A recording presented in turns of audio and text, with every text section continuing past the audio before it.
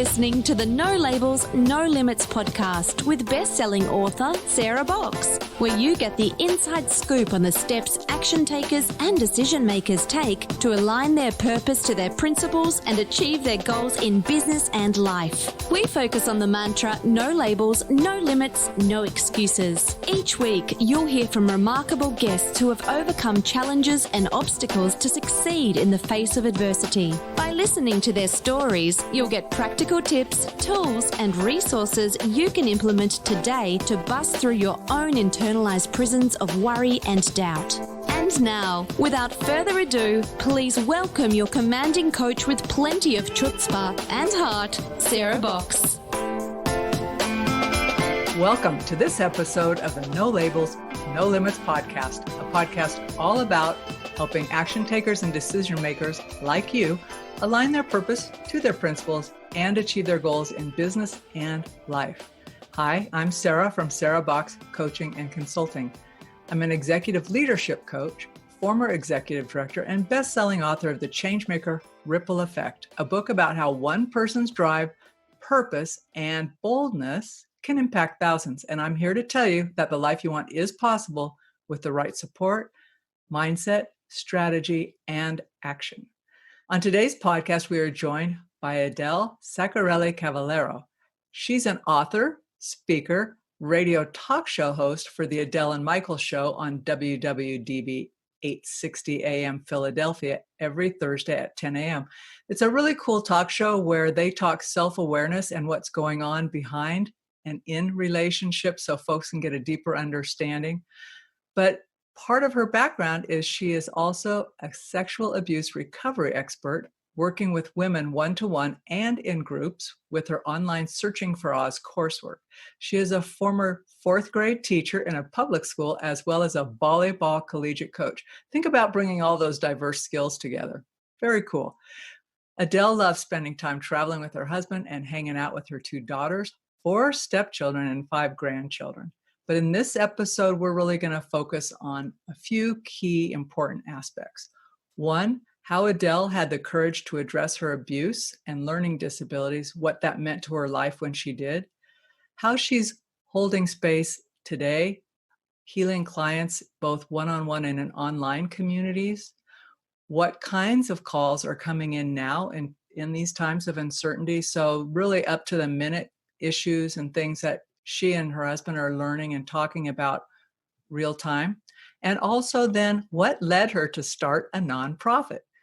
And I'm really interested in that. So there's a link between all of that Adele's going to share with us. So let's not take any more time and get ready to meet Adele. Oh, I do want to tell you that she has free ebooks, but we won't tell you how to get that until the end of the session. So hang in there. So now let's welcome our guest. Hi, Adele. Hello, Sarah. How are you? I'm good. It's really good to have you on the show. It was nice to chat before we got started and to learn a little bit more about where you're living and your background.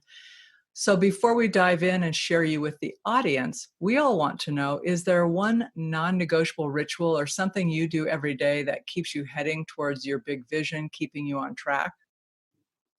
Well, I would just say in the beginning of my journey, about 20 years ago, it was always about, okay, sit still, look at the thoughts and the beliefs that are coming in, writing them down, journaling, doing that every day. But now it's quite different. After really, for 20 years, I've worked on myself. I've worked all those things that are inside, the shame, the guilt, the fear, all of that. I have, every morning I just, I connect to me and my essence, and you could call it higher self, source, whatever.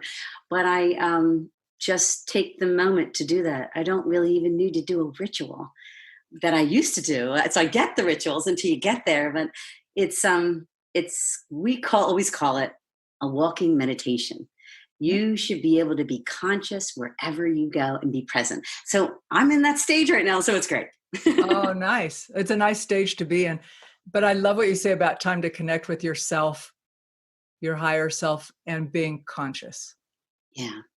So Adele, would you be kind enough to share kind of your journey and what led you to even have the courage to address what was going on in your life, the abuse, your learning disabilities, the dyslexia? Sure. Well, all my life I did struggle with learning disabilities. And I would say that sports did save me because I was a very good athlete. That was good. That was the only good, not academic student, but a good athlete. So I did just, I struggled, and I always knew it was an issue. And I've always tried my hardest to figure out why I struggled, what that was. And it was a little dyslexia, a little auditory processing disorder, a little ADHD, not knowing at the time. So I did become a teacher. Then I watched all these kids struggling, and that was my forte. I loved working with those kids that struggled. But that was in my 20s that I taught public school. So when I hit 33 years old, I said, for some reason, it was like all the stars were aligned. I don't know, but I woke up and I said, enough of this. I can't do this anymore. And I'll tell you, I actually decided to try the medication. So it was an ADHD medication, and I tried it for about 6 months, and that's it. That was it. But that showed me what it was like to focus. I never knew what it was like to focus. So while on the drug, I actually read things to its entirety. Like when I would watch a movie, I could see the entire movie. Well, I couldn't do that when I would read a book. No, I would have to stop after 2 pages, rest, come back. That's how my life was with reading. But with that medication, I was able to focus, but to the point where I hyper-focused, to the point where I couldn't even feel my intuitive self. So I didn't really like that part of it. So that showed me what it was like to be focused. So then I knew what other people go through. This is what it's like to be focused. Oh, so then I began my search. And that's why I called my book and my whole series and coursework Searching for Oz, because it's searching. I was searching for something to find a way to focus, but also have peace inside there. So I did live in Kansas for a while with my then husband. And I was in a couple of tornadoes there, believe it, in Kansas. And then I moved to New York. And a tornado came swirling down our street. I was in New York. I'm like, wait, tornadoes don't hit New York. What's up with this? So I thought, what is going on? So my daughter and I went in a safe place. We knew the drill, and then we moved to Pennsylvania a few years later, and a tornado came through our neighborhood. No lie, Sarah, knocking off the roof of one of our neighbors. Like, are you serious? So I was sure that these tornadoes were following me, but were they really? No, they were only a reflection of what was going on inside of me. That tornado-like feeling wrapping around my nervous system, and all that moving debris in there would keep my pain at a distance. So I didn't have to look at really what was going on. I was spinning and spinning and spinning. So I spun really fast. In fact, I did everything fast then. And so I had to really, at 33 years old, I decided to start journaling. And that's where the book came from. I journaled for 18 years. And then the book came out 18 years later, which is really funny. But it all started really with my crazy, chaotic Italian family. Whether it was my mother and grandmother in the kitchen making gnocchis and agnolottis and manigottis, or uncles and aunts and sisters and cousins. And it was a very busy household. And I'll tell you, what really saved me, Sarah, was Mr. Rogers' Neighborhood. I watched him. Thank you, Tom Hanks, for the reminiscing. But he was calm, and I just watched it. I also had preschool teachers that were really calm, Mr. and Mrs. Poole's preschool, and I knew they loved me. But then my first trauma, Sarah, was, of course, the sexual abuse at 6 years old. by one of my family members. I was sexually abused by one of my family members. And so that was the summer before I was going into first grade. And then I moved to Catholic school in first grade. And that was the next trauma. Because trauma comes in all forms. And when I was 6, everything happened at one time. And that's when I began to spin. Because in kindergarten, I was very focused. But when I went to first grade, I started to spin. I started to see letters, D's as B's, and, the dyslexia. I didn't hear correctly what was going on, and I couldn't stay still. And that's when I really got in trouble. And there you go. It continued with me in middle school, and then in high school and college. I got married, same thing. And then, like I said, I woke up at 33 years old and said, that's enough. So was it enough from the chaos and the spinning, or enough from your work that you were doing? What was I understand the need to say enough, something's changing. But at that moment when you did that, did you know what it was you were pulling the strings on? Did you say, I just want focus, or I want something, or was it just everything? That's a really good question, because when I'll go back to the meds. When I took the meds and I saw how to focus, what happened was not only things were getting organized in my physical outside environment, but inside I started to see and feel all of the pain that I was suppressing from 6 years old. So the shame and the fear and the guilt, all of that I was focused on that. It came up like in my face, ready to go. And that's what I was ready. Like you said, what was it about it? Well, I was done with, wow, look at all of this fear and shame I've been burying. Because really, okay, here's the thing. With shame and fear and guilt, okay, even though you bury it, you suppress it, it seeps through your conversations and through your thoughts and through your expression. So it's still affecting you. So even though I was suppressing it, all of that, I knew that it wasn't working for me. I was really unhappy inside, even though I was moving really fast. So to answer your question, I would say that I was ready to give up those things that were seeping through. I wanted them healed. And that's why I began my search.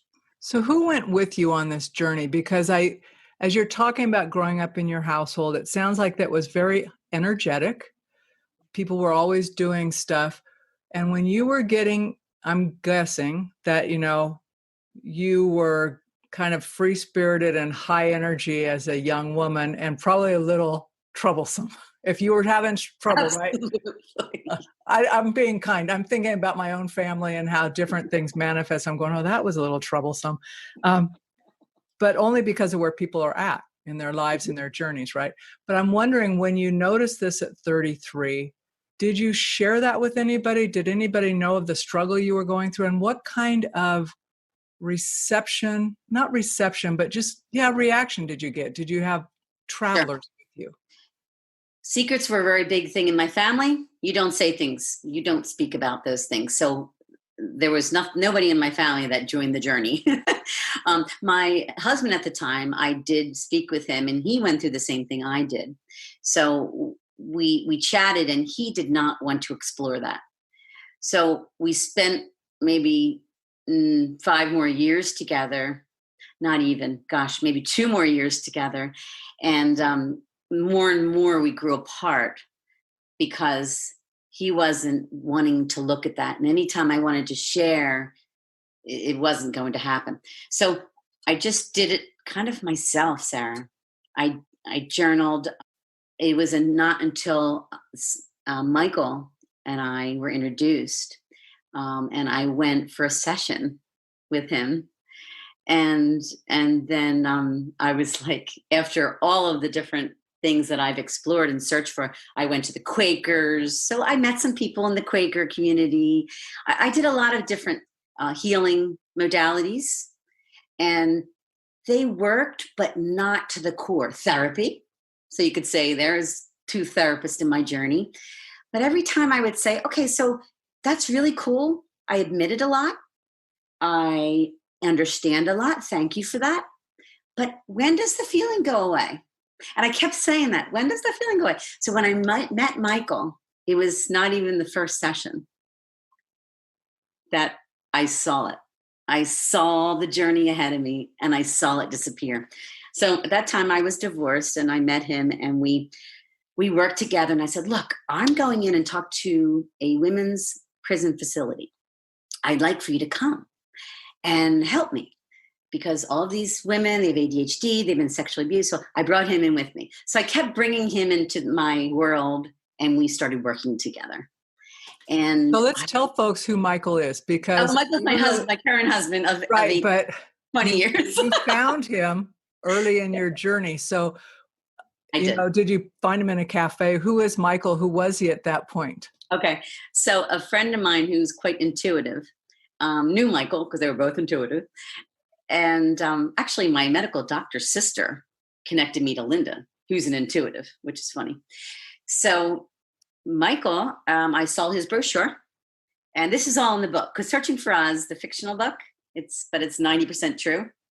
It's intertwined with The Wonderful Wizard of Oz, and it's about my story, about my self-love and my love, Michael, now. Okay. But it's the love story of how I didn't really like him back then in the beginning. So anyway, so I met this dude that was working on himself for maybe 15 years. He was divorced with 4 kids, 1 grandkid. And he had this unbelievable way of trailing back to find at what point space and time, and what feeling, space and time, that you perceived a certain thing about yourself and made it a belief. He was doing it a long time ago. Now that beliefs are now a big thing, well, they're becoming big. He actually was able to do that with people. And it was all word of mouth. He lived on this 6-acre lot that was, kind of not the way it is now. People were just word of mouth, go see Michael. Or like a therapist in the school district or a counselor, they would say, I don't know what to do with this kid. Tell him to go see Michael. It was always like, go see Michael. So after a while, we started working together, and he was so good at what he does. And I said, you know what, dude, I have a story called Searching for Oz. I knew it like 18 years prior to that. I have a story, and I think it's going to match up with your work, and I don't know why. He's like, really? So we chatted, and we started working. And he's like, you need to get well yourself, Adele. So my journey began. So he was part of my journey and my healing process. And then he finally woke up, because I said, Michael, there's something between us. And that's what is in the book. Like how he kept saying, no. I'm like, Michael, I'm not working with you. It's not like transference, as you would say. We are like partners, business partners. And no, I don't know. And then finally he was like, I want to try this now. So then, we've been married for, 17 years, been together for 20. And it's just awesome. It's an awesome relationship. I'll say one more thing, only because he's not my better half. He's whole and I'm whole. I take care of me and he takes care of him. And we just enjoy each other. And that's wrapped in a nutshell there. That's what it is. And that's why we wanted to do the radio show. And that's what people say on the radio show when they call in, you guys are like back and forth and you guys are so cute together. And I'm like, I don't know about cute today, So. Since you mentioned the radio show, and I'm curious around, folks who are healing. Let's just do that as a premise, not the whole entire world, because that's a lot to ask you to put on your own shoulders. But I'm thinking of people who are on their own healing journeys from whatever kind of trauma or abuse that may call in over the last 2 months. where we've been separated from one another socially, and now we are experiencing this social injustice and people really having to question their roles and interactions, all of it, which is in and of itself another kind of exploration and deep work. What kinds of calls or comments are you getting? Are they the same or are they any different? I would say they're definitely different. How so? We have people that we worked with a long time ago that are calling in and saying, hi, I remember you guys. I'm ready to start something. I'm ready to do some of my work. I'm like, why now? And they're like, it's just time. And people are starting to really take a look. You said it so beautifully, Sarah. Take a look at how they can change. It's all going inward now. They're talking about it on the news too, like what you can do to change you. And that's what we're finding. We just did one last week about it, and it was so wonderful. It's the changing world today. That's the last episode, last Thursday. It was just beautiful. But people are calling in and asking, tell me talk about perceptions and beliefs again, about how you can undo them. And what we always say is, it's not about the act or trauma or incident of what happened to you. Never. It's about how you perceive the act. And guess what? If you perceive the act, that means you created it. And if you created it, you can undo it. Tired of feeling stuck and ending with the same result? Want to know how Sarah can help you with one-on-one or organizational coaching? Then book your free discovery call at sarahbox.com/contact. Now, back to the show. Okay, let's slow that one down. No, the only reason I'm asking you to slow it down, I want to go back into it because it sounds like a platitude and it's not, right? That whole thing about if you can perceive it, you created it, that is not like new age mumbo jumbo. That goes back centuries. It goes back to the Stoics. It goes back to like the Zen masters and Aikido, a lot of the traditions, right? Understanding that. So can you talk to us a little bit more about that? Because I think that's a big nugget right there in our own personal healing and that of those that we love who we're watching struggle also. Mm-hmm. Yeah. So something happens to you when you're little, whether it's, we call them mini traumas or a really big trauma. Let's do a mini trauma. Everyday people. A parent screams at you out of their own frustration. You're taken back. You make meaning out of what just occurred. As a child, you're not considering mom's frustrated, mom's this, it's just the energy of coming at you. Boom. The hurt and the pain. We always say judgment is the source of all pain.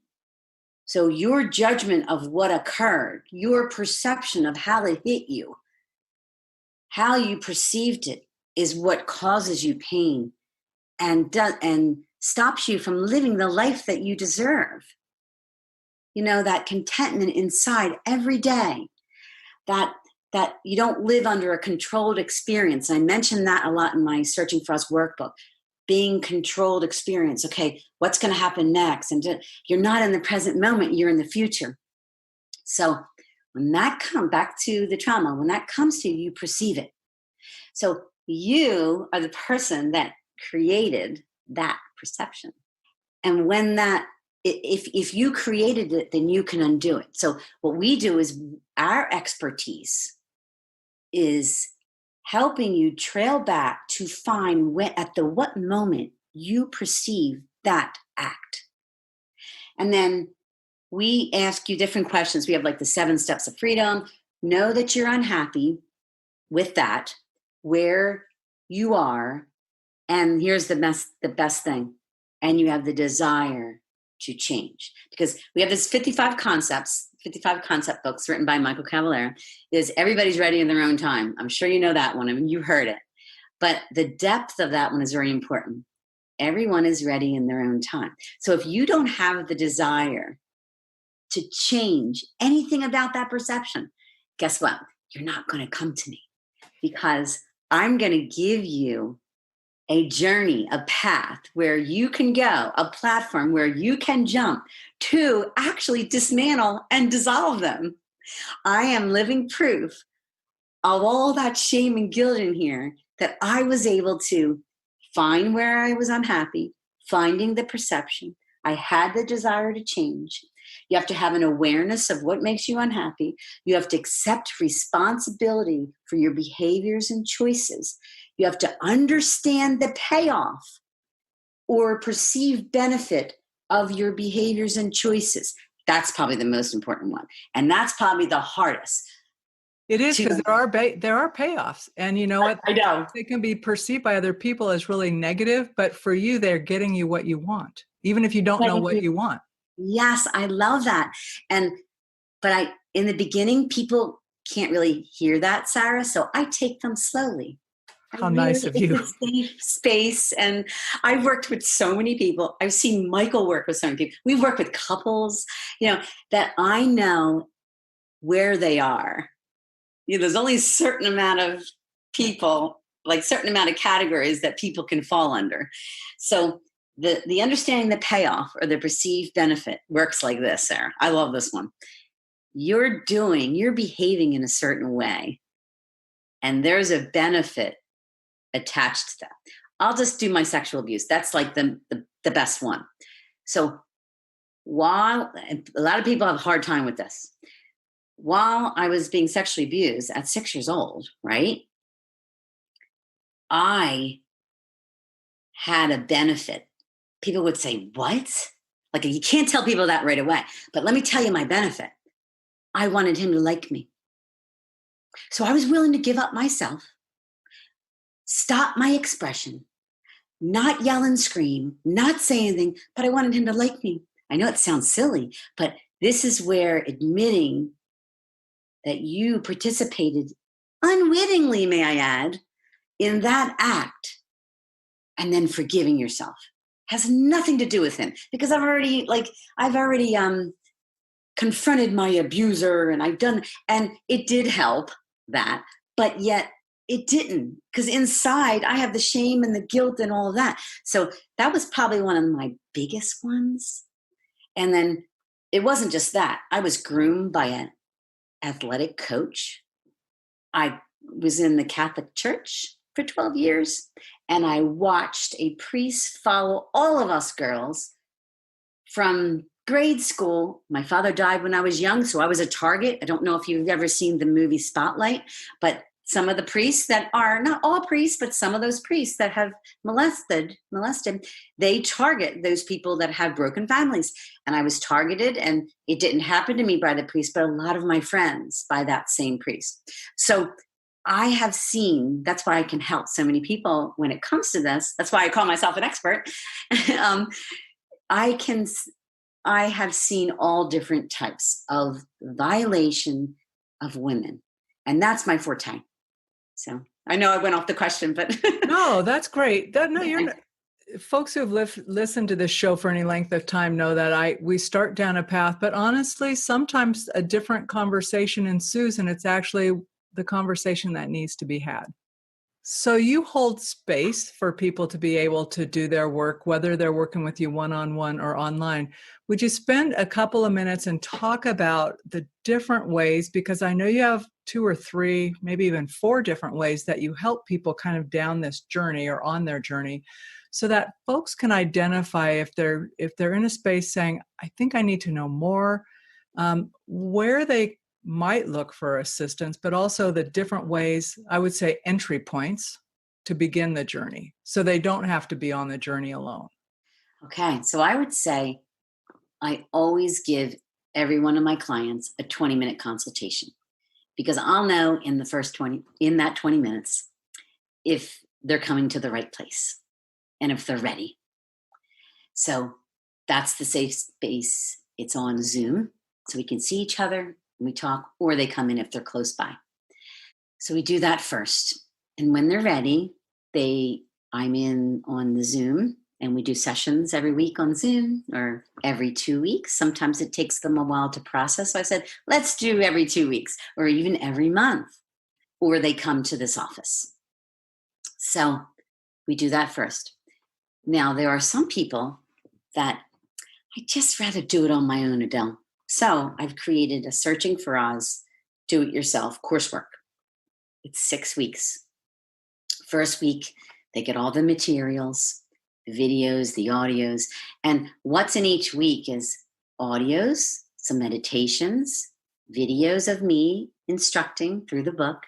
And for the 6-week course, it's the first 3 chapters digitally of our workbook, Searching for Oz, A Journey Home.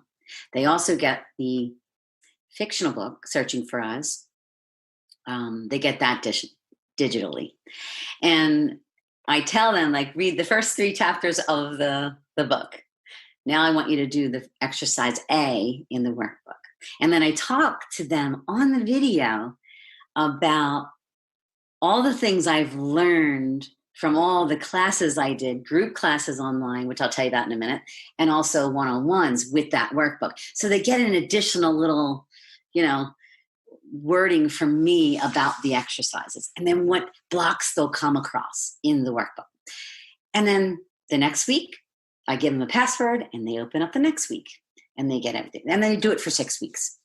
And most of the time, when if they actually get through those 6 weeks and they follow it exactly, they usually say, all right, I need an appointment, or all right, I'm going to purchase the Searching for Oz workbook online, and I want to finish the book, because the first 3 chapters are really like the beginnings, like a lot of self-reflection, discovery, and some basics. But it's still very important, because you could work on those first 3 chapters for 6 months and everything would unfold in those 6 months. And then the next, there's 9 chapters, okay, in the workbook. Then chapter 4, 5, and 6 are, and I have illustrations in the book. They're the Scarecrow, the Tin Man, and the Cowardly Lion. So the Scarecrow obviously is all about your thoughts and what happens. Controlled experience, rumination. I mean, what a kick-ass chapter. I love that. And then the Timmy in the book, as well as the workbook, the Timmy chapter is about love, intimacy, sex, your self-love, your partner love, everything to do with love. And it's a beautiful chapter. I always say everything's so beautiful and amazing, because it's like my work, and it's like I'm passionate about it because I've seen what it's done for me. But anyway, so then the next chapter is the Lion, and it's about the belief systems and how we form them, all about that. And then the last 3 chapters, 7, 8, and 9, are basically the key, the work that I do one-on-one and in the group online Zoom classes. I have a Zoom class for a group for the whole year, that there's a group of maybe 5 or 6 women. We get together every week and work it. 2 times a month for the year, So those last 3 chapters, Sarah, they're amazing. It's like the experiential roadmap, the 4 building blocks to beliefs and identities. And it really shows you how to trail back to what we were saying earlier, the perceptions and the beliefs. But you could really do it on your own. If you are really self-efficient, maybe don't need any support, and maybe did a lot of work on yourself already. But a lot of times they call me and say, let me just do a one-on-one. And then I help them along. I do want to say one thing, that the Searching for Oz Do-It-Yourself 6-week class, it's like a mini class. I do give you 1 session. So, yeah. So that comes with that class. Yeah. So I think that's really helpful to see kind of the different entry points and how people can do something that's right-sized for them right now in this moment. I'm so curious, what led you to start a nonprofit? And folks, this is a total left turn, but I'm passionate about nonprofits and why people start them. So I want to ask Adele to say a little bit about her nonprofit, why you started it, and what it's doing. Okay. Well, the teacher in me, when I was a fourth grade teacher, led me to that, definitely. Um, I was married, just married with Michael, and he encouraged me to. And I was like, okay, I'm going to do this. So it's a 501c3 nonprofit. It's going to be in its 20th year here, 2020 in November. And it's called Teamwork Wins. And it's a foundation for awareness and change. We help individuals, especially children and young adults, with invisible challenges in becoming self-directed, free-thinking, and creative. And let me just tell you what that means. So we have first started off with working with the school districts, and that's how it grew, really. So the school districts have kids like Asperger's, ADHD, learning challenges, as well as kids they don't know what to do with. Selective mute, kids that hear voices, they don't know what to do with them. So I thought there's a need there. So I started off with helping school districts deal with those difficult ones. And then it turned, they saw how I was able to work with selective mute where they started talking, or I was able to work with those kids that heard voices. I threw them to Michael, though. The ones that heard voices, Michael, you take this kid. And then they saw the changes. And they said, is there any way you could work with some of our Asperger kids? I shouldn't say that. Kids with Asperger's or kids with students with ADHD. And we said, sure. So we started working with them. They saw some results. And they said, look, for the summer, we send these kids away to this ESY camp, which is extended school year programs. That is for those kids that don't meet their behavioral goals. And anyone who has a kid with special needs, they know what I'm talking about. ESY programs in the summer. So basically, they don't meet their goals, but they want to make sure the students stay moving and stay abreast of what they've learned. So in September, they're not like completely lost. So we decided to start an ESY program. And we ran that for about 9 years. And we had 30 kids a week. It was amazing. The students that came were all different. And what I did was the work that we do, we trained peer mentors, and we call them FT specialists, adults. So they were maybe therapists or counselors or social workers that wanted to learn what we do. So they had to do the work themselves, like I did. And then they would be at the camp and change would happen. And the districts would say, you only give us 1 page per kid. Yeah, we only need 1 page. We tell you the core, what's going on. Okay. And because the parents were going, no, I want my kids going to Teamwork Wins, they had to oblige. So it was awesome. So I've been in many IEP meetings and listening to the changes. We ran that camp for a while. And so we were able to watch kids graduate. We had a female student with Asperger's. I mean, you would never think this child could go to college or have an apartment. She graduated from high school, went to college, graduated from college, and has an apartment with another person. That was like one of our, wow, it was so, it's just, I love what we do. So now we're on a hiatus, obviously, and we're trying to do some Zoom things. But, we've had besides the school districts, we've had small groups here, Girl Spark, Boy Spark, Lego programs. For the kids with the high functioning autism. But we stayed away from the physical handicaps and we'll say students who have, what would you say, not just high functioning autism, but autism where they're non-spoken autism, where they don't speak. Yeah. Because our forte is in those kids finding the source, the core of what's going on, and then helping them move to the next level. So then they can, move to the neurotypical classroom because they're in special ed. So we work their way to the neurotypical so then they can blend without changing who they are. That was our slogan. We help kids blend without changing who they are. Okay, as we're winding this up, this has been really helpful and insightful, but I'm wondering if you could talk a little bit about what you've offered our listeners and how they can get that. Okay. The best way to get all of our offers would be to go to the AdeleandMichael.com site. Adele, like the singer, I don't sing, ADELE, and then AND, and then Michael. And everything's on there. You can get the free ebook. You can see all of our services. You can sign up for a one-on-one right on from the site. You can go to my calendar.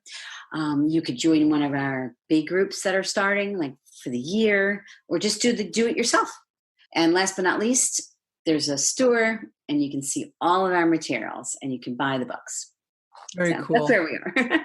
So my last question for you is, do you have a wish or hope or an intention that you have set for the next 6 months that you're really focused on? This is a big one.